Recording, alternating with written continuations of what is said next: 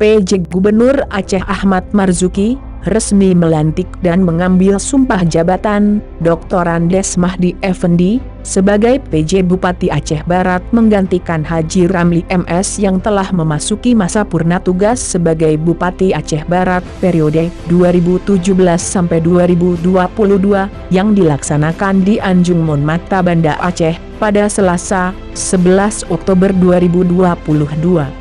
Mahdi Effendi yang juga merupakan mantan Kepala Badan Kesbangpol Aceh tersebut dilantik dan diambil sumpah jabatan bersama 3 PJ Bupati lainnya, yakni Syakir sebagai PJ Bupati Aceh Tenggara, Syaridin Porang sebagai PJ Bupati Gayo Lues, Fitriani Farhas sebagai PJ Bupati Nagan Raya dan Mahdi Effendi sebagai PJ Bupati Aceh Barat.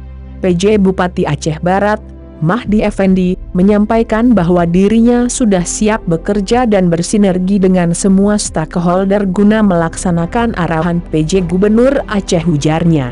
Kita akan segera melakukan konsolidasi dengan semua pihak sehingga pembangunan di Aceh Barat bisa berjalan dengan lancar demi menciptakan kesejahteraan bagi masyarakat, tutup Mahdi.